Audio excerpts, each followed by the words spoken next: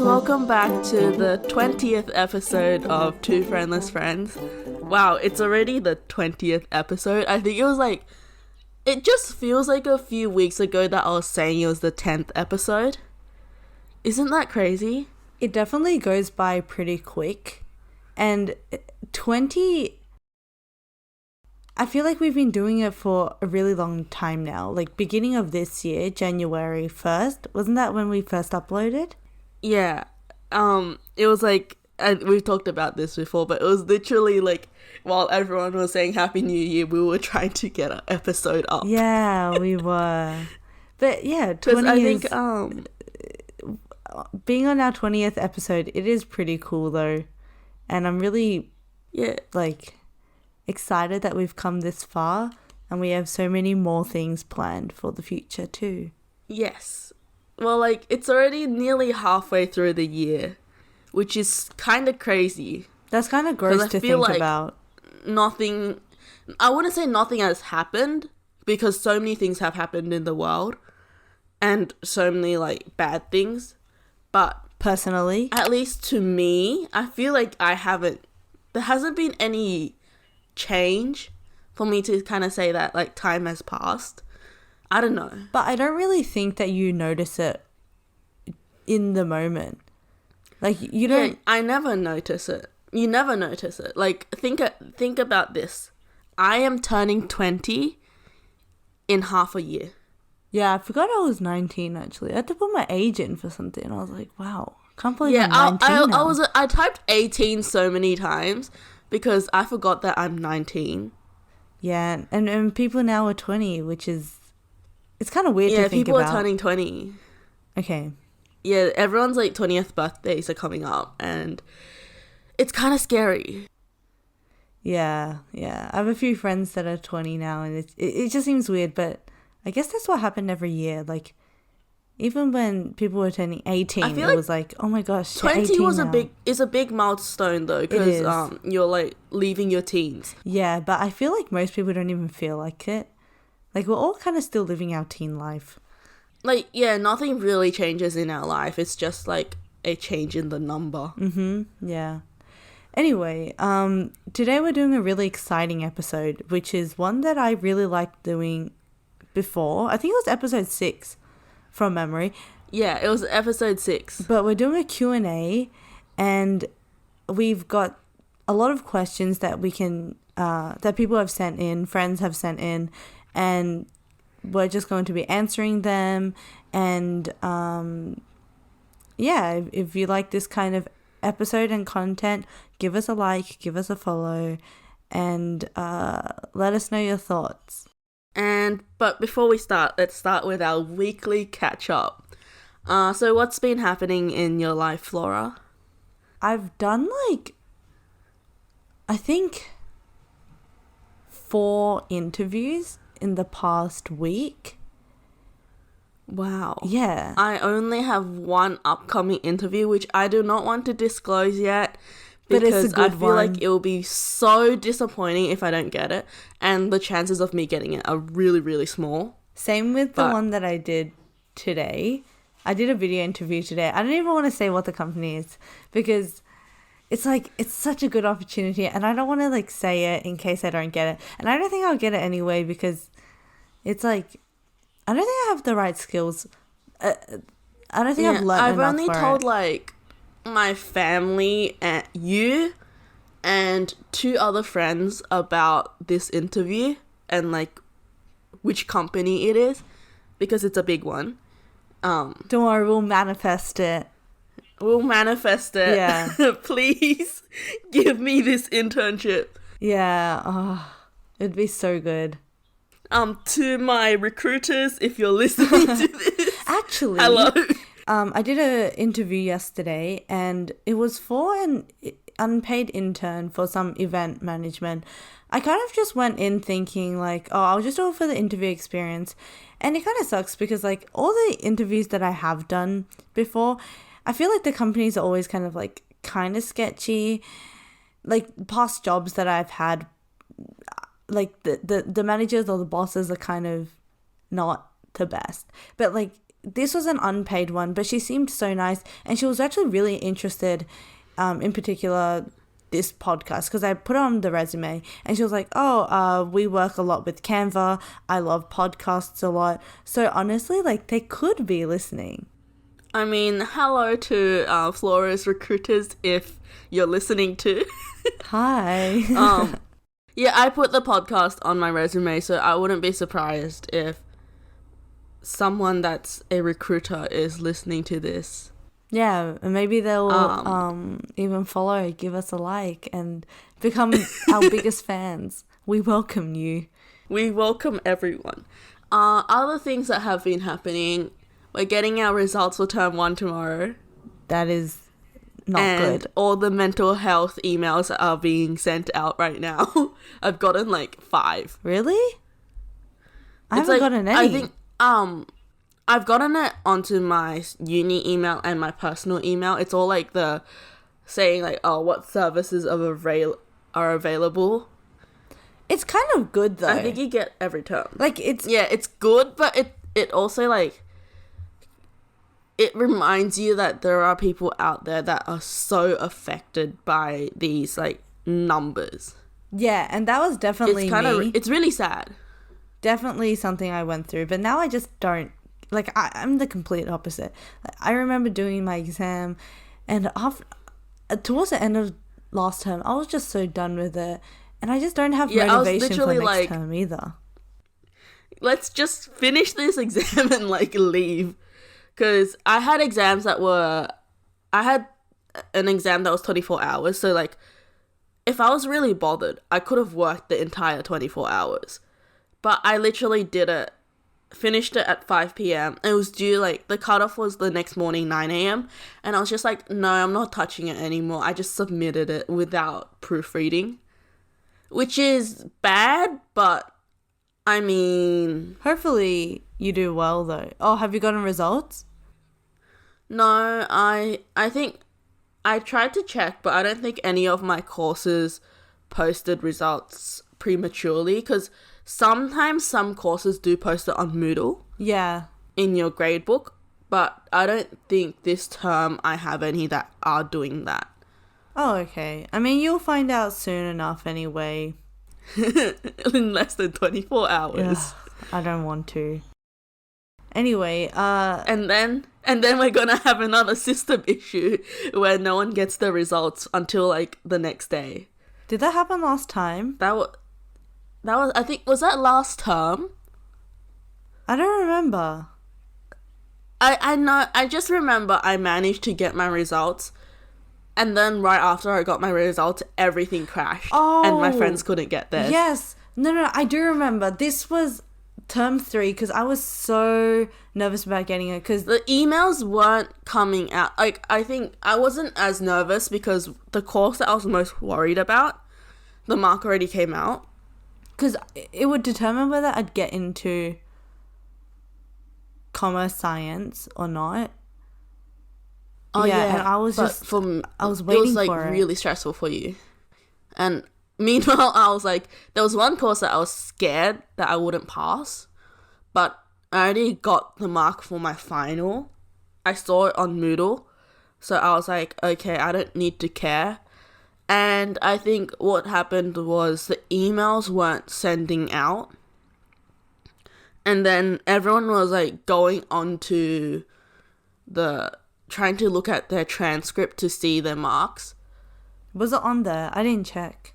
Yeah, it was on there. It did go on there, but the emails weren't sending out like normally. Oh. So I actually saw my mark on there for everything, and then everything crashed.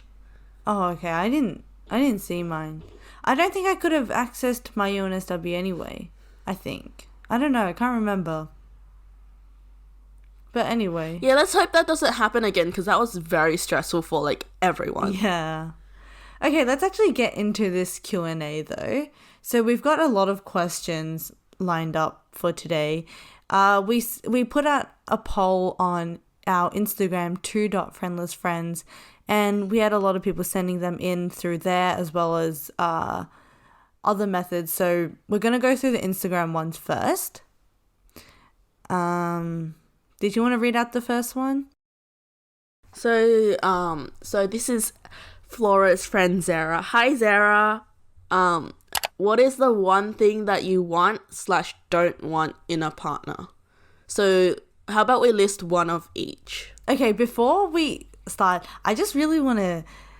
This is super random, but about Zara, I don't think we're like the closest. Like, we're not like best friends close. I see her commenting all the time though. But she's like... It's so sweet. One of the best material friends. I don't know how to describe it, but like, she's definitely probably one of the most influential friends that I have. Because a lot of what I do now and like my mindset is from her. I don't know if I ever told you, but like, do you know how I always say like, I'm so hot, like I'm the best person ever?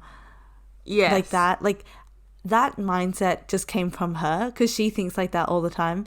And like, it's just such a confident boost. And it could be going into the narcissistic side of things. But hype yourself up. Like, but I'd so rather no one's gonna hype you up, hype yourself up. Like, yeah, go for it. Yeah, that's what everyone should be thinking. Like, just fake it till you make it. Just continuously tell yourself that you are the hottest person ever, and like, you're gonna see the because you are the hottest boost. person ever. Yeah. Okay, so the question that she asked was, what is one thing that you want and don't want in a partner? Are we going idealistic or like... Yeah. I think I have one that I don't want, but I don't know about want. Okay, so what's your don't want? I don't want someone that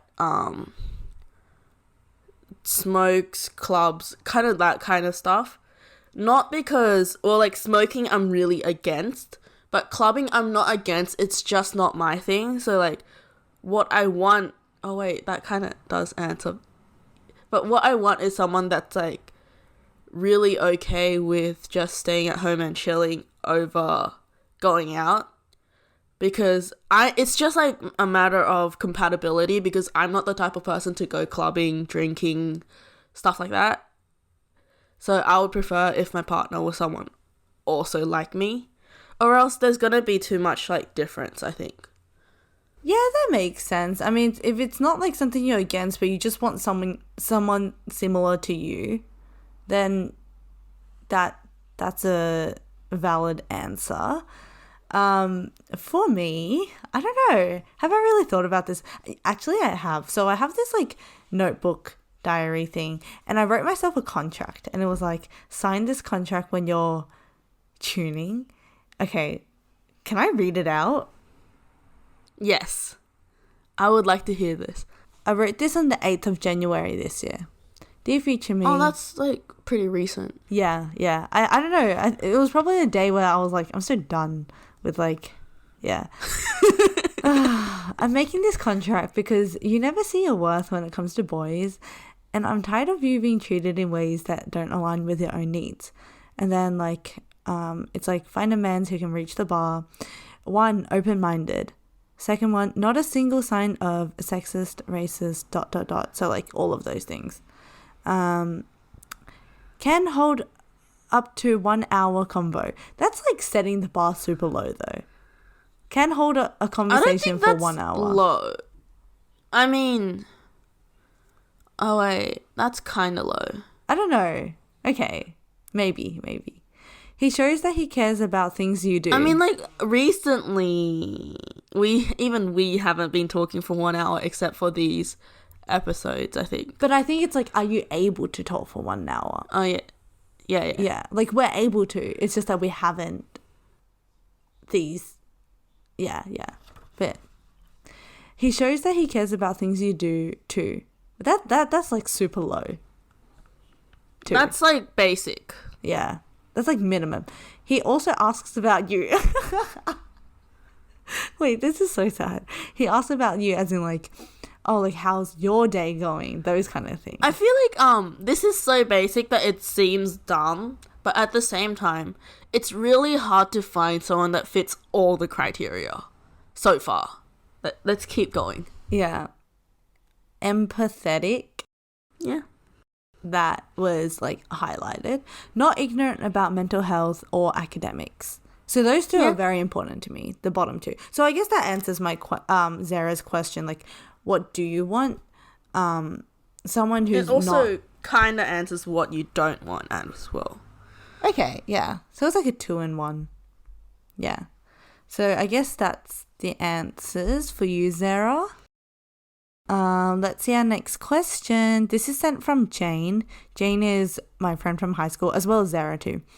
She says, what do you do when you hear someone talk shit about you?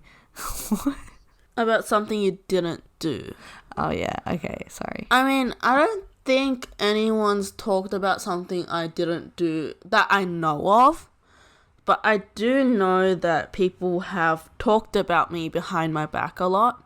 Okay, so I guess you can answer it that way. Like, what do you do when people do talk about you? I kind of just ignore them. I don't hang out with them. I don't do things for them. I just pretend they don't exist because they're not worthy of my attention. Do you confront any of them? I don't really confront them because you can't really stop people from thinking what they're thinking. All you can really do is stop yourself from being impacted by what others think of you. Yeah.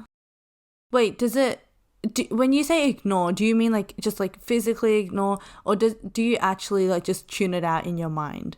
I also tune it out in my mind. I don't think I've ever felt really affected by it because like I always knew I had a support network that I could lean on whenever anything like blew up on me. So it was kind of like, oh, I'll just not bother. And sometimes it was difficult with like not bothering because I did share classes with these people. So all I really did was just like, if I had to talk to them, I would be civil. Otherwise, I just wouldn't talk to them.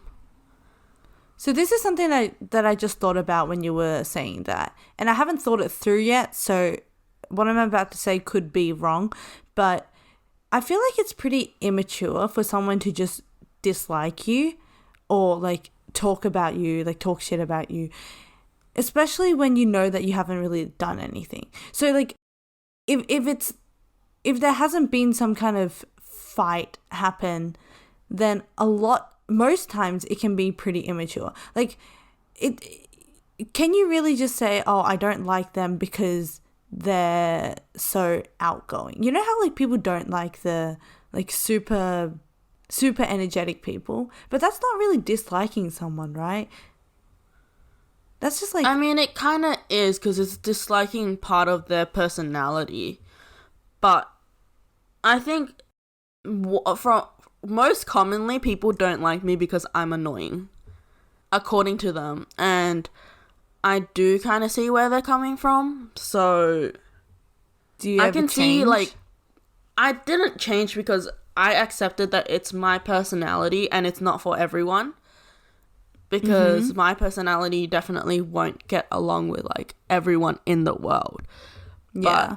But I kind of accepted that some people are going to find me annoying and some people are going to love my personality, and I just have to look for the people that will love my personality, because that's who I am and that's who I like to be. So I'm not really going to go out of my way to mold myself into what someone wants me to be. That should be a quote.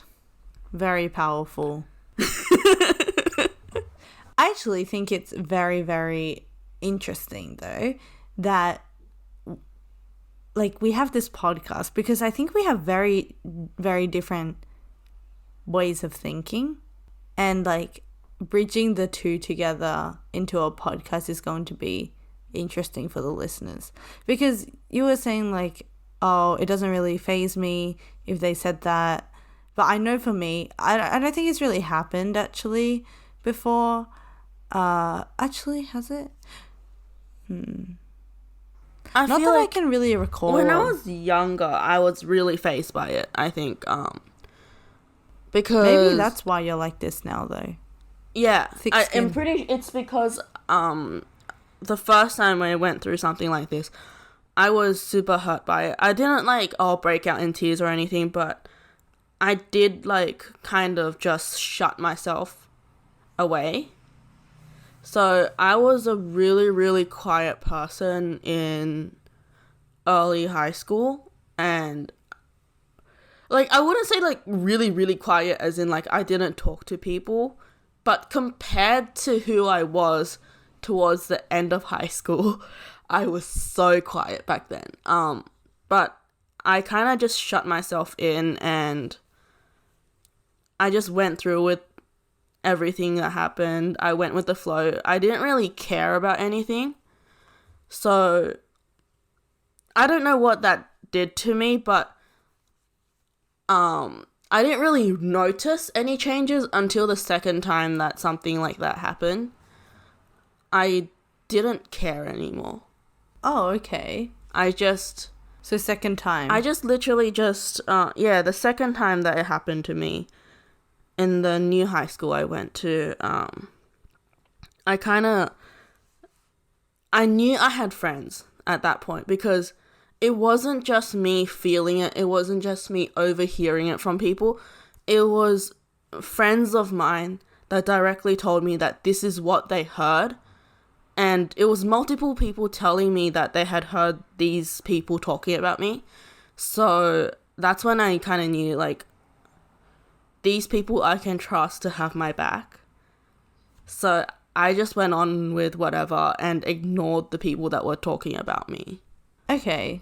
I feel like a lot of people can probably take something out of that, because at some point, I think people do get into those kind of situations where they hear something that isn't true, or someone's saying something that's really hurtful. And yeah, like, although it might not happen, and it's really hard to just completely ignore it, but I guess the best way is to just move on, ignore it, because a lot of times those people really just... They're not worth your time. No, they're not. Yeah. Okay, so then Jane asked another question, which I don't think we can answer, but I guess you can try. How do you manage between friends and relo, like time-wise? As in, like, I feel like sometimes people do have this complaint that, like, someone is spending too much time with their significant other, or someone's spending too much time with their friends instead of their significant other. Well, we're both single right now, so... Okay, so let's actually view it from like a single person's point of view then. Let's say your best friend just got into a relationship and you notice that they're spending a lot more time with their partner. Would you, as the friend, get hurt about this, or do you think that you would be like, okay, well, they are their partner, it makes sense that this is how they're feeling? Like, sometimes I just felt like a third wheel at times. Like, this was especially during high school, because like it's kind of hard to avoid your friends at that point because everyone's kind of stuck together. I think at the beginning of every relationship, people are gonna be like more glued together and preoccupied with their partners, yeah?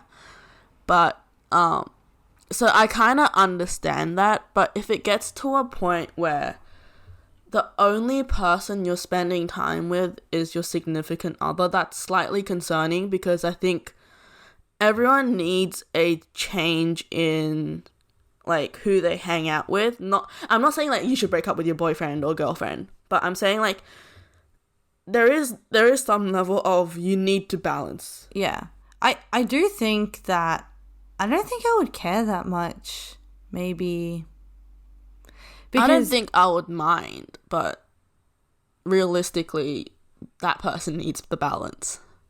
Yeah. And I know that that's a common problem with people who do get into relationships. Like, it's hard to find time for everyone. Especially now, it's like work, relationships with friends, and then you have your family, and then you have uni, and then your partner. Like, it, and then you need time for yourself too. So I do think that, like, even now, I don't have a relationship, And I feel like I'm fine with that too. Because, I was also, okay, going off track. What are your thoughts? Oh, wait, no. I'll bring it back on track later because there's a question that comes in later that I will talk about. But to sum up my point, I think that I wouldn't care too much if my best friend got into a relationship and started spending a lot more time with them. Because even now, I don't feel like I need to see like friends that often. I don't know if that's a good or bad thing, but I'm like so fine with not seeing them and just talking to them. Like talking online is Same. fine. Yeah, I've kind of just stuck at home. Like, even now, there's no more restrictions, right?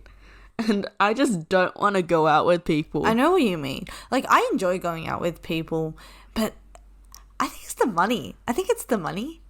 Because, like, I don't want to... Oh, yeah. It definitely is. Because, like, I think... No, the other day when we went out, we didn't actually really spend money, which was pretty amazing. But usually when I do go out with friends, we end up spending, like, $30 to $40 minimum. Yeah, that's why I would like it if we could just like go to someone's house and just chill, but that doesn't really happen for me. Like sometimes Especially for me, because I live so far away from people.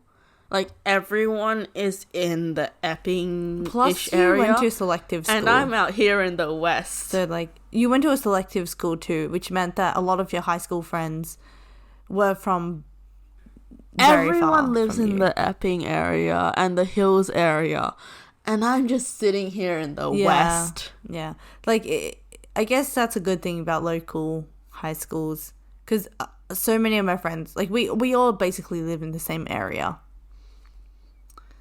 Okay. Yeah, and I do have friends in my area, but I don't talk to them. Don't worry, like, I'll visit you next week. Yeah, you can spend your entire week at my place. I have no plans. If I survive the drive. Okay, I will silently cheer you on.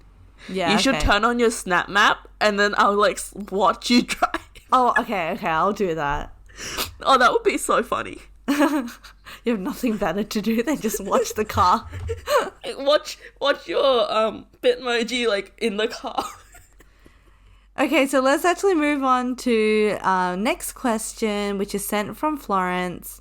So she says, how do you determine whether you're a good or bad person? This is a very interesting question. Because we recently talked about, like, are people inherently good or bad? Yeah. I don't know. Like, I think it's like, I don't think I'm a good person in terms of some things that I have done in the past. But I think, kind of how I...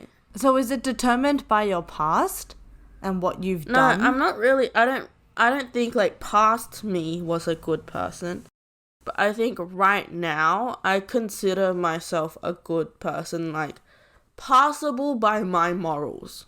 Would you say that your moral compass is basically the same as society's? No. Very different? I wouldn't say very different, but it's like there's a lot more things that are acceptable in society that I don't think are acceptable.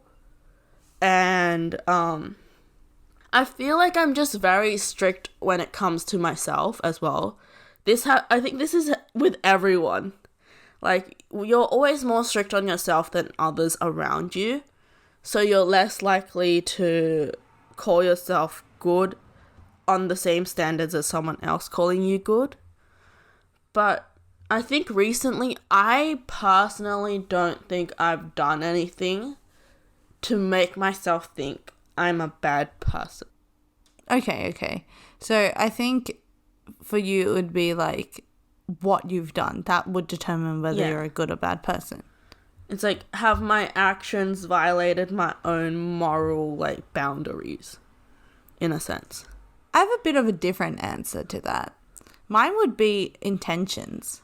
Oh yeah, we talk about this so much. Do you think because so? I'm more like the action itself and you're more like the intentions behind the actions. So it's like, yeah, like this is, and this applies not just for myself too. Actually, I think, yeah, like you were saying, we're more strict on ourselves. So I think when I look at myself to determine whether I'm a good or bad person, I also look at the action itself. But mostly for other people, I will look at intentions too. But also, I feel like what you do is you guess their intention because you never know other people's intention. But like the guessing part is always good intentions. I never... Yeah, you always like... I think except you for one kind of person. have this idealistic view. Except for like maybe like one person. But other than that, like I think most people are good people. Like, I do think that too. Yeah. Okay, she asks a second question. Good tips on making friends. I mean, have you read the title of I was going to say that too. Florence, do you think I have friends? The answer's no. But you've made friends this year, so like, how do you do that? I mean, like, I don't know if she's listening, but I'm pretty sure she's subscribed. I made a friend in one of the courses I took this year. Like, term 1. She took the course alone, right? And I was with my friend. And we both were walking up. It was like first week, we were walking up the steps. And we weren't really sure because it was in Square House and we were finally back on campus and the only buildings I've been into were Quad and Ainsworth. So, and Law Building. So, in Square House, it's really weird. The Square House, I don't understand. Yes, but we were confused because it was a fire exit door. But there was no other entrance to that level. So, like, it was just the three of us standing around. And, like, turns out we were going to the same room for the same class. And she was alone, so we just sat together. And we started talking. It was slightly awkward at first because, like, it was clear that I was so much closer with my friend. But I think over the course of 10 weeks, we kind of we started talking about stuff outside of just our lesson and the course, which kind of like met my standard of, oh, we're friends now. We're not just acquaintances because we're doing the same course. And like with my friend, she had the common ground of gaming, and this new friend of mine is actually streaming right now, so Boa Roo on Twitch, please follow her, thank you. Yeah, I think that was the point where I was like, oh yeah, we're friends now. We were just casually talking and we found common ground outside of uni. Okay. Does that really answer the question though of how do you make friends? I think it's just like it comes naturally. Okay. I think because I don't think you can go out of your way and force yourself to make friends, because you actually have to be ready to like put in effort into talking to these people.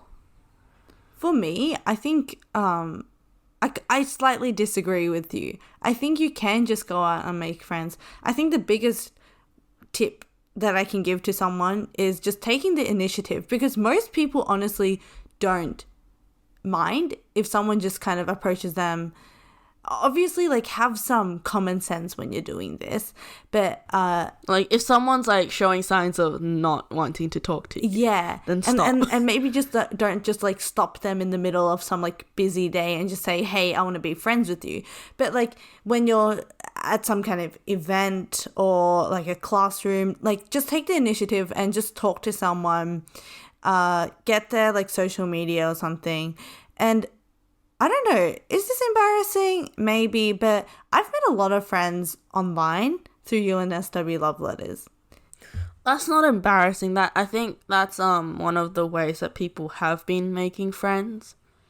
I do. And I've met so many, like, actual and, like, good friends off of there. And I've just developed really close relationships with them.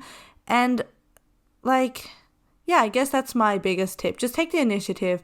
Most people really won't mind you doing it, but have common sense. I mean, if anyone knows me and isn't friends with me and wants to be friends with me, just hit me up. I don't really care. Yeah, because like you're usually on like either end. Like you're usually the person that just won't really mind if someone starts the conversation, but you don't want to be the person that starts the conversation, or just be the person who starts it. Because most likely, I don't really like starting it. Yeah, most likely you'll just meet the person who would continue it but won't start it. Yeah, because, like, at least for me, I'm willing to continue conversations and go with the flow as long as the flow doesn't get too boring. Oh, okay. See, for me, even if the flow gets too boring, I still continue it. You hold on. Oh, I didn't tell you this thing. Okay, so there's this person, and their name is Pat.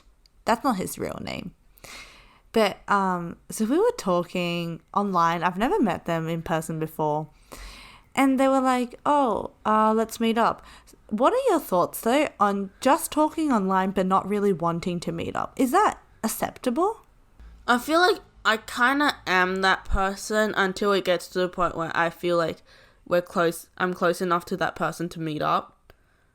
Because I mean, haven't had any, like, actual friends that I haven't met up with in person. But, I don't know. See, for me, I think it's kind of rude, though. Even, like, I do this because I'm talking to him, and it's like, I'm fine talking to you online. Like, conversations are kind of boring, but, like, I'll just continue it anyway. But honestly, like, I don't think I'd want to put in the energy to meet up with you in person. I don't know. I thought that was kind of rude. I don't know. I feel like if someone's, like, boring online, they're gonna be even worse in person. And you have the added element of awkwardness. Yeah, like, if it's a group setting, it'd be kind of better. I do think there's a lot of people who are the opposite, though. Like, boring text in person, much better. I feel like, I don't know. But you're like the one of the two people that I met online that I actually met up with afterwards, and it's like 2 of 2 because, like, I haven't had any friends that I've met online. Oh wait, I have one because she's international right now, but I don't really have other friends that I've met online that I haven't been willing to meet in person. And I think the determining factor for me was that with you and with Jamie, you guys were both able to hold the conversation for a long time online. So I was like, yeah, let's just meet in person. I think with you, it was so much easier because we had Derek and Peony with us as well. Yeah, plus I think there was already that established level of trust because we had mutuals that made it a lot easier. Yeah. And, like, honestly, with Jamie, like, we did have a mutual that I never really talked to, but I think there was good enough conversation and trust that I could meet up with him in person and not be scared for my life. Right, okay. So, yeah, online does allow you to meet a lot of people, so that's also a good way to make friends. Just, like, stranger danger, like, know where someone isn't safe to meet in person. Okay, so next question. My friend Darshi sent in a few. One thing that she said was, what about you has felt repeatedly misunderstood by others? I think, I'm someone that gives a lot, yeah. So, I'm someone that's willing to, like, do random things and remember things about people. Like, I remember weird details that people have told me in the past. I think you've experienced this, right? Yeah. Like, you told me something and you didn't realize I remembered it. there actually have been times when people have mistaken that as me liking them. Oh, okay. Yeah.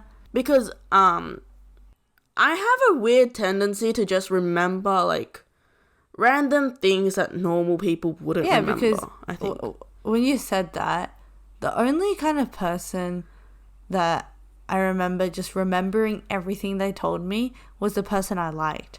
And then the rest, I would just remember like some parts, but like not every single thing. like I don't remember everything you told me, like, but I remember details which are like the small details. not really the main point. Okay. Yeah. I like this question. I don't know. I genuinely don't know how people see me. Like, I feel like some people think I'm weird, creepy, like too. I don't know. Like, what was my first? I don't think with you. I don't know. I just felt like. I feel like my first impression of you, I did not expect you to be like you are today. Because I think your profile picture at that time was like very different. Oh, was it the hot one? Yeah, and like most of yeah. your photos were like you with like groups of people or at parties. Yeah. I think, and I was like, wait a minute, I don't think this person would vibe with me because like I felt like the complete opposite. I mean, we are complete opposites. But like, I was like, I don't know. But then like after a while, after like a lot of talking, it worked out. Yeah, but I don't think it was like after like we had to try a lot before we kind of felt comfortable. At least from my there were point of like view. a lot of group calls and a group setting before we were like talking individually. Yeah.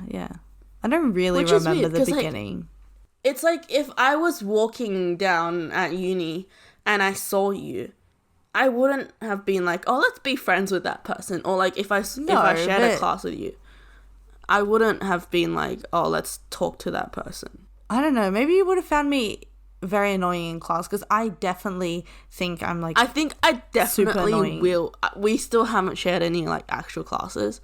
Yeah, we haven't. I think I definitely would find you annoying. Yeah, because I say because we're so opposites in even like in terms of our learning. Because I'm the type of person to like stay silent in class, and you're the type of person to just ask questions. Yeah. Even if it's like super dumb questions. And there was like this one time in maths. So I do this thing where like I half listen. So I always know kind of what's going on, but I never listen fully because I'm always like distracted by something else. But I milk what I learn, like what I hear, into some kind of answer. And for some reason, I always like to answer, but I don't ever properly listen fully. So in maths one day, my friend is very similar to you, so she doesn't like answer a lot of questions, and the teacher asked the question, and then because I just like to answer, I just said a random number. I wasn't even listening at that time. I said a random number, and like no, I think I said like 6G or something, and then so my friend heard it and she said it out loud. She's like 6G, and then like and then everyone kind of just like turned to her, and then like we realized later on like the question didn't even have a G in it. Like she just like I just made up this random thing, and I was like, oh, I kind of feel bad, but that's so funny at the same time. For me, it's like I listen and I kind of whisper the answers under my breath. So like so I do most of my classes with my friend Rowena, and she kind of goes like, Kelly, just answer the question, like say it properly. And I'm like, no. And we just, why not though? I just don't like it. Oh, like, okay. So I do answer things like without kind of like putting my hand up to answer them. I do it for like classes where I need to like have class participation. But if not, I'm still paying attention and I'm still like active in class. I just don't outwardly participate. Okay, right. I mean, at least you're still learning. Yeah, I guess. So Dashi asks, you know what? Since we're 45 minutes in, I'm going to choose another one of Dashi's. She sent in two. So, sorry, she sent in four. I'm just going to read two. So the misunderstood question was the one that we just answered. And then next question, do you want to pick one? I think this one's going to be interesting. How would you describe your relationship with yourself? Because at least for me, I saw this and I knew the answer instantly. Okay, what's your answer? I hate myself. What? Weird, right? Because considering like you? everything that I've said, you'd think I'm someone that like has pride in myself.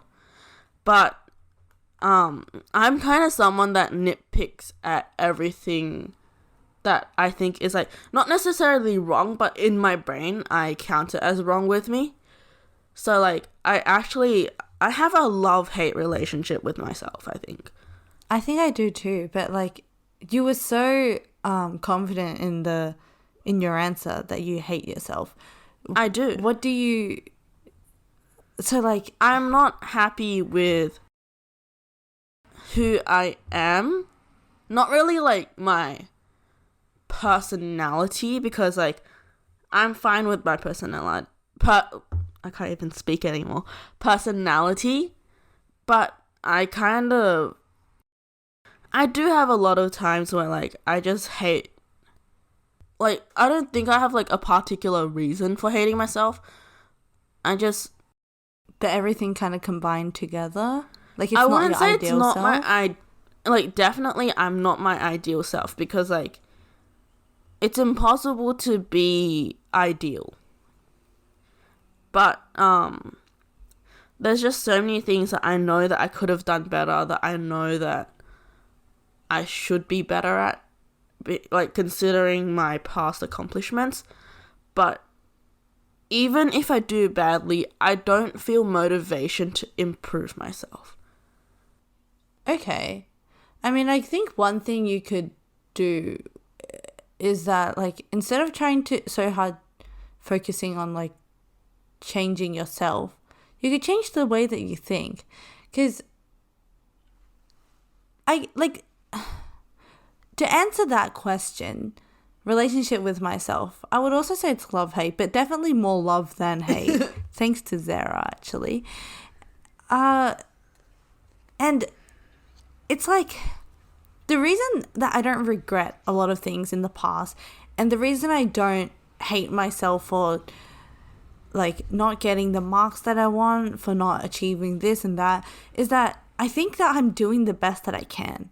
Like obviously things don't go my way. Like if things went my way, I would have gotten immediately like out of high school straight into the course that I wanted, but that didn't happen, right? And that's just the way that it went. And I don't know, like maybe I could have done this different, but then if I did this different, then this would have been compromised. Like things just went the way that it had to go.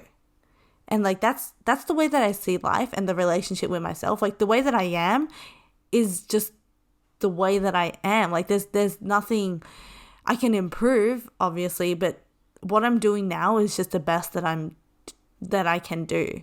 For me, it's kind of like I know I'm not doing my best, but I don't want to do anything about it. Okay. See, like I guess because I know I'm not doing my best too, in terms of like potential. But you're kind of doing stuff about it though. No, okay, so like for example, I'm gonna bring this back to ATAR.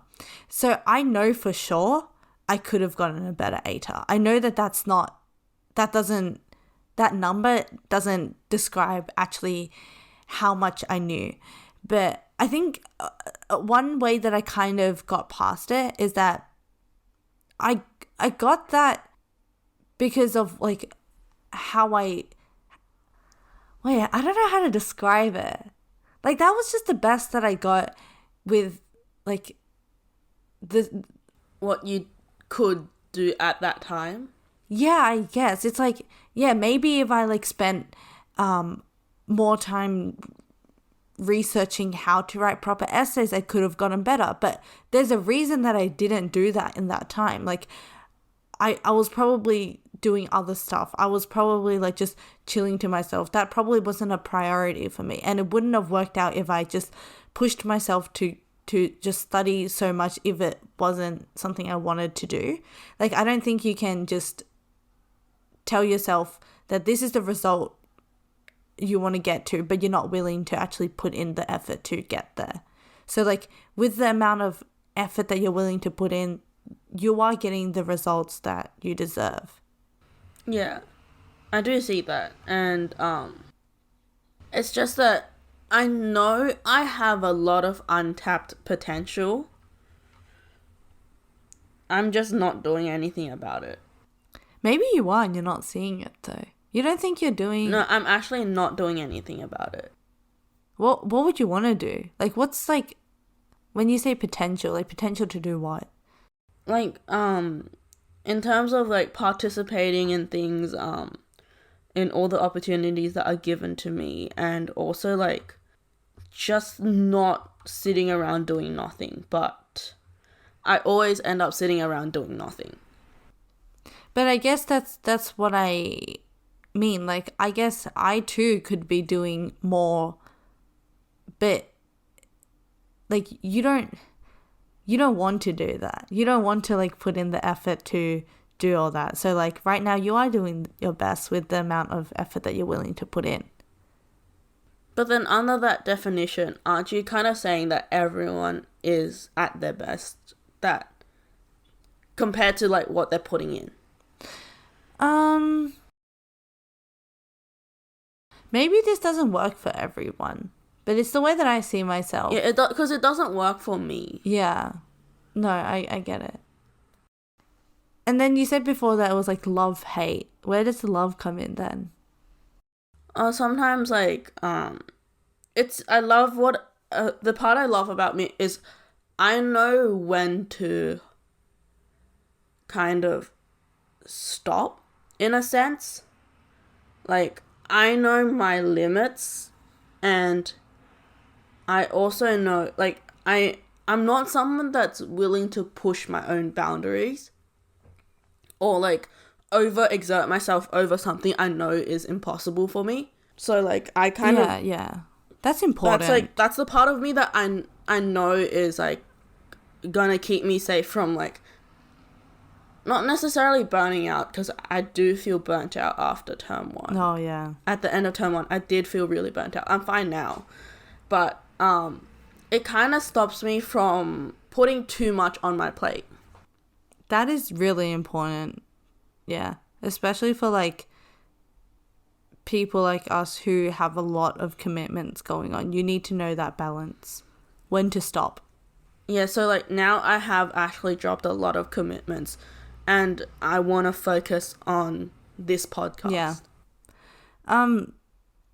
For me, the hate part comes in, I think, mostly when it comes to mental health, because there are a lot of times where out of nowhere, no trigger at all, I would just start feeling sad. And I hate that so much about myself, because there's nothing I can do about it too. It's not something that I can... Don't you also hate that like people kind of identify you as a sad person? Do you think people do that? I don't know. Is that something that I've created in my head? I think it is definitely something you've created in your head, that like everyone's impression of you is just the sad person. Because I can definitely say that's not how I see you, and I can confidently say that's not how a lot of other people see you. But I do know that, especially on this podcast, I think we do talk a lot about our negatives. So it kind of ends up being like we're putting out a side of us and not the other side. This is our redemption podcast, because we have mentioned about self-love and confidence. I think the good thing about this podcast is, although we have mostly mentioned that stuff, we also talked about, like, how we've gotten over those things. Yeah, and, like, given tips and advice. Which is, like, pretty cool. And I feel like most of my tips and advice is, like, take your time, get over it. Which isn't, like, great advice, but it's kind of what you need to do. Like, give yourself the time.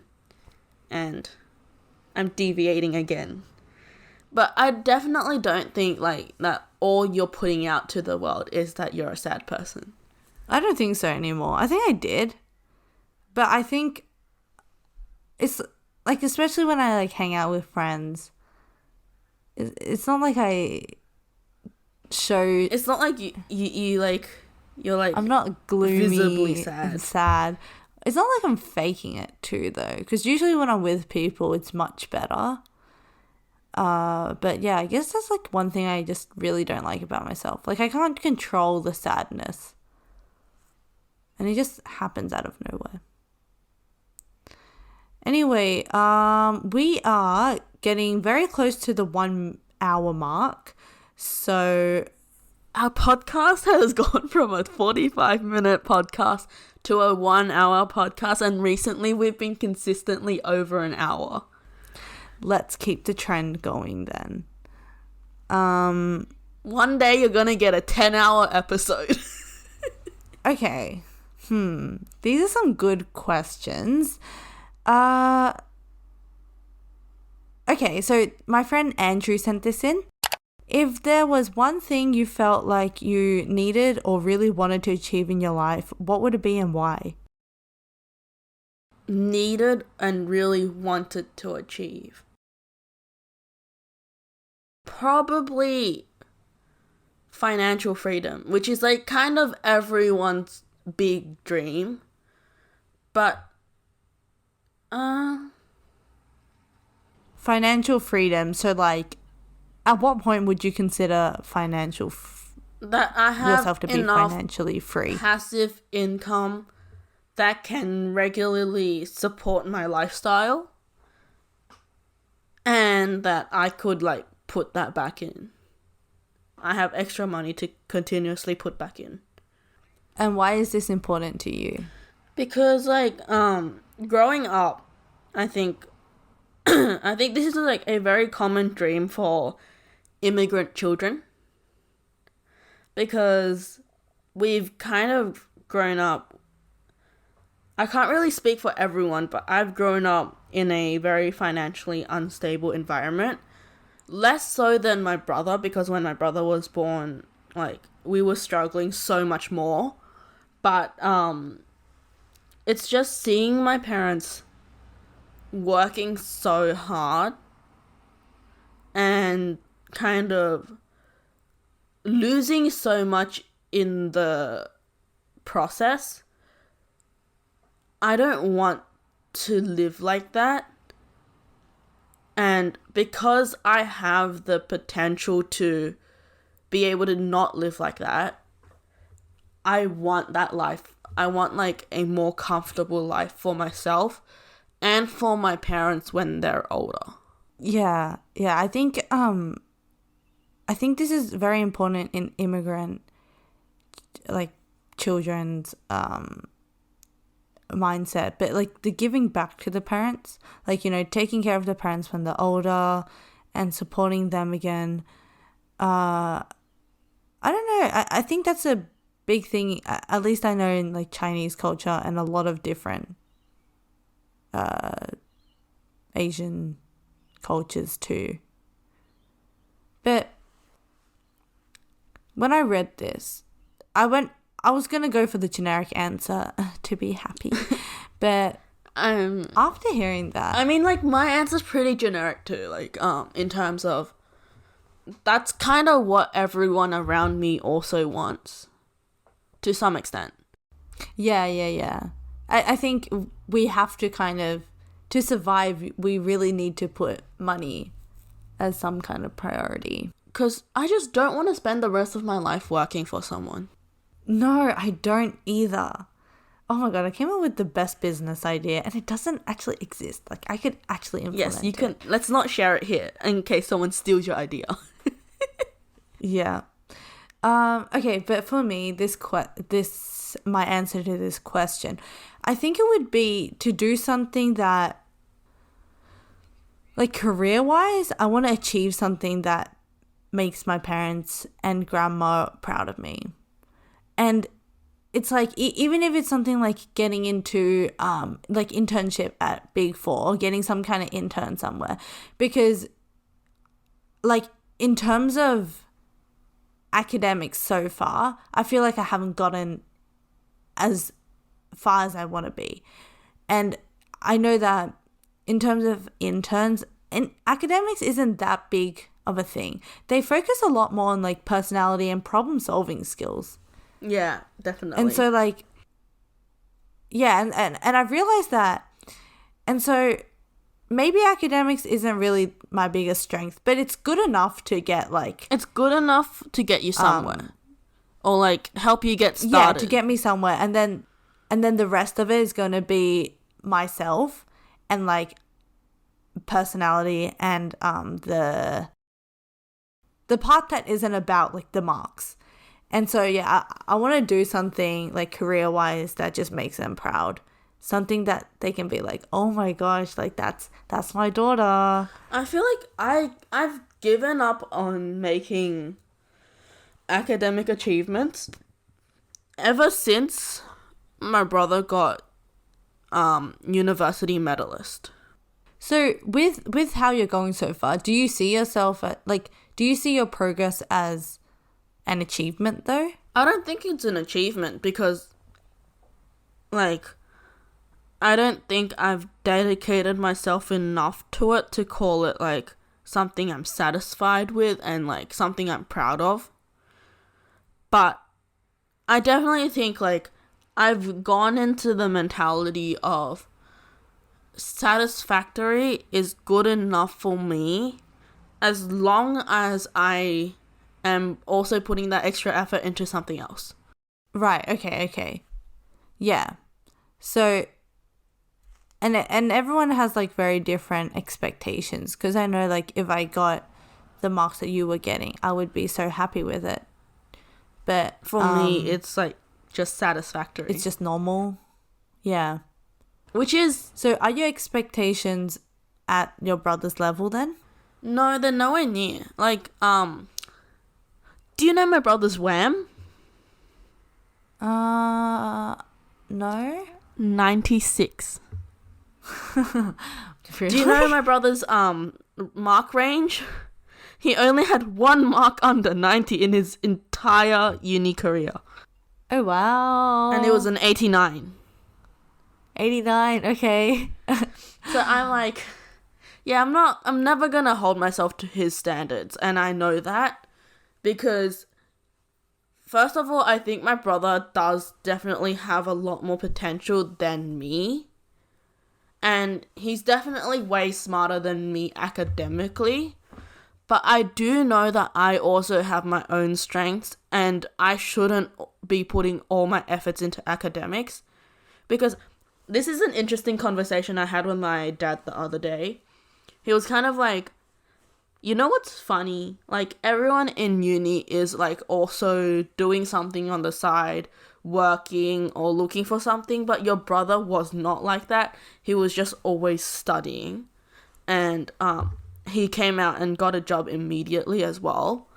And I'm like, but Dad, that's not the case for everyone. And definitely not the case for me. Because I do not think I can get out of uni and get a job immediately without any sort of extra thing on the side for me. Yeah, plus, like, what you're doing now, it's also hobbies. Like, it's also there for, like, the well-being side. Yeah. I guess, like, it's both good and bad. It's not for everyone to do like just the study, nothing else. Yeah. Because not everyone can make it like that. Yeah. It's not like the common path to take. the sacrifices that you make along the way just aren't worth it for some people. Yeah. I don't think I could do that either. Okay, so my friend Marcus did send in a few questions. Did you want to read any of these out, or did you want to go to Andrew's questions?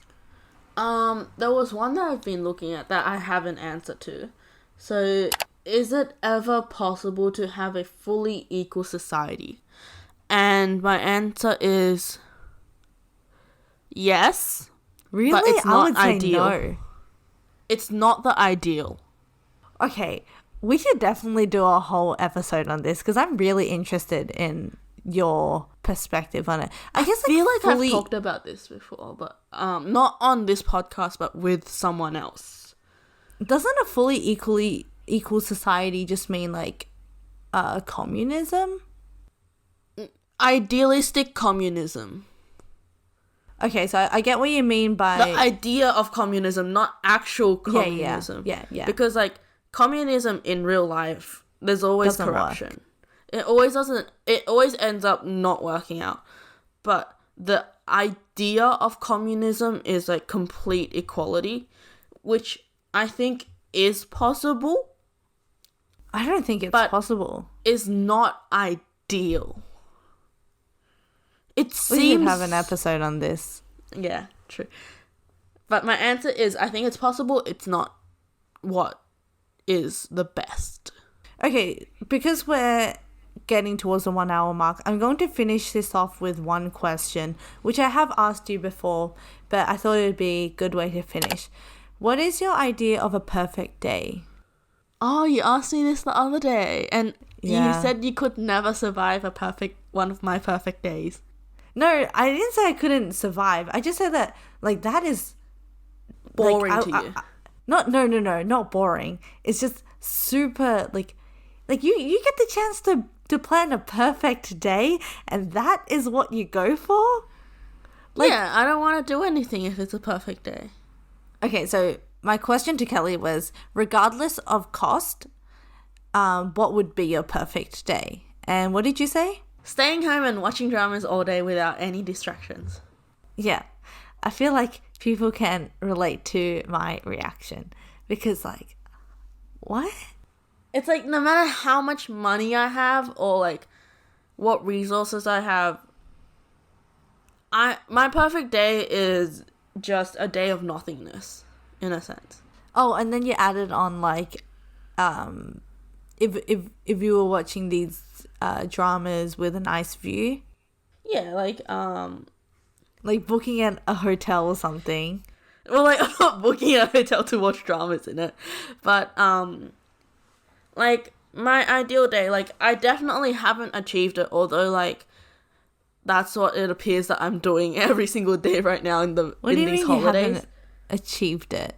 Because my perfect day involves no distractions, right? Okay, yeah. And I define my distractions as my goals. In terms of like not really distractions as in they're a bad thing, but like they are what are taking away from my complete relaxation. Like mentally? And yeah, like it's always somewhere in the back of my head that like I have something to do. And ideally, my idealistic day would not have me having like that thought at the back of my head. So like Okay. But can't, like, it's holidays now. So what are those distractions that you have in your head if it's not academic based? Well, like, other than academic, it's like, first of all, interviews. Well, like, interview. Oh, yeah, okay. Second of all, it's like worries about getting a job, worries about getting an internship. Well, like, same thing. And then there's also, like, me constantly thinking about the podcast, constantly thinking about my parents, constantly thinking about all of these things that are going on around me. And then, like, also, like, my finances, my, like, health, everything like that.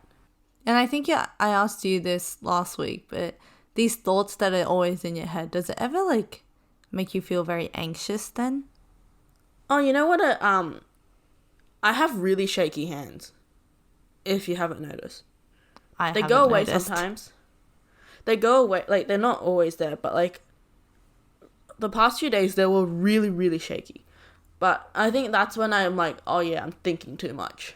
Oh. I don't know why I get them. I probably should see a doctor. I've had them since like year 10. Really? So it's like pretty... It's not always shaky, but like there are moments when like I'm holding something and I've noticed that I can't stop shaking. Oh, okay. And you think this is caused from like just thinking too much? I don't know what it's caused by, but like every time I see it, it's a reminder to myself that I need to like do something. Switch off for like a moment. Oh no. Okay, yeah. And then it's fine after that. I don't know why it's probably some sort of stress or something. I should actually see a doctor about this. But maybe, yeah. Yeah. Okay. Like we have mentioned many, many times, we are two completely different people. So my perfect day, I think I said I started off the day with doing a breakfast with my family. And then it would be like road trip with friends out to somewhere. Oh my gosh, vlogging along the way because I love vlogging. Maybe do like a little picnic, cute. And then booking an Airbnb hotel-ish kind of thing, and then just ending the night with like a club or a party. Yeah. And then I had like we're completely different people. I had a perfect day 2.0, but I think that one was like not fun and exciting. It was like the more realistic side of things. Oh, the more realistic perfect day in my life is still a day where like I can not worry about stuff. Your one is like pretty realistic though. I mean like in terms of just like being able to just sit and watch whatever. The side of like achieving so much that I don't have to worry about everything I'm worrying about is something very far off in the future that I don't even know if I can achieve.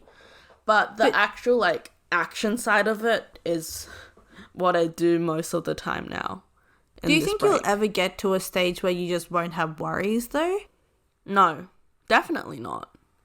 Because like, okay, if I get to a point, like I'm just gonna assume that like if I do get to a point where like I am able to afford my own place, my ideal place, like which is like a big apartment in the city, and because I'm a very like city person, like the aesthetic, and then if I do get to that point, I'm probably gonna find something else that I want to achieve. Yeah, I feel like right now we always look at what we don't have, but then once we have it, there's always more things that we don't have.